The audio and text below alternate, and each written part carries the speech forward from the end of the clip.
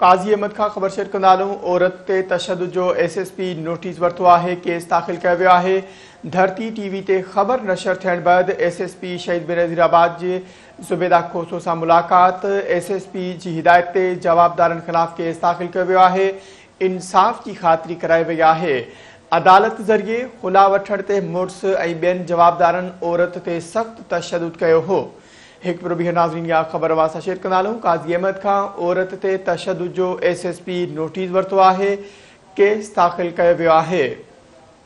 धरती TV ते ख़बर नशर थियण बैदि SSP शहीद बेनज़ीराबाद ज़ुबैदा खोसो सां मुलाक़ात कई आहे। SSP जी हिदायत ते जवाबदारनि ख़िलाफ़ केस दाख़िल कयो वियो आहे। इंसाफ़ जी ख़ातिरी कराई वई आहे। अदालत ज़रिए खुला वठण ते मुड़ुस ऐं ॿियनि जवाबदारनि औरत ते सख़्त तशद्दुद कयो हो।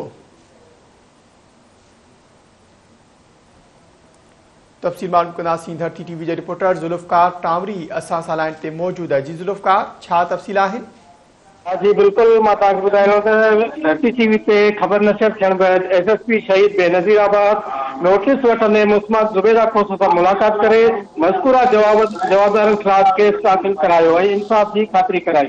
काज़ी अहमद जे मोड़ वारे रिहायशी इलाइक़े वासियुनि मुस्मात ज़ुबैदा खोसो पारां मुड़ुस जे मुबैना ज़ुल्मनि खां तनक़ीद करे अदालत में ख़िलाफ़ तलाक वठण लाइ पिटीशन दाख़िल कराइण जे नतीजे में संदसि मुड़ुस ऐं ॿिया जवाबदार घर में दाख़िल थी करे खेसि मारकुट तशद्दुद ऐं मौत मां धमकी ॾियण जी मुबैना इल्ज़ाम तहत SSP शहीद बेनज़ीराबाद शबीर अहमद सेठार जे हुक्म ते जवाबदार आहिनि।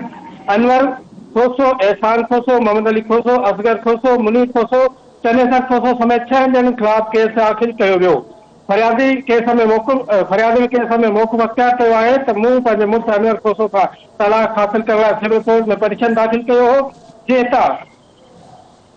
जेता मज़कूरा माण्हू वॾी महिरबानी आगाह करण लाइ। नाज़रीन, ज़ुल्फ़कार टांवरी असांखे आगाह करे रहियो हो।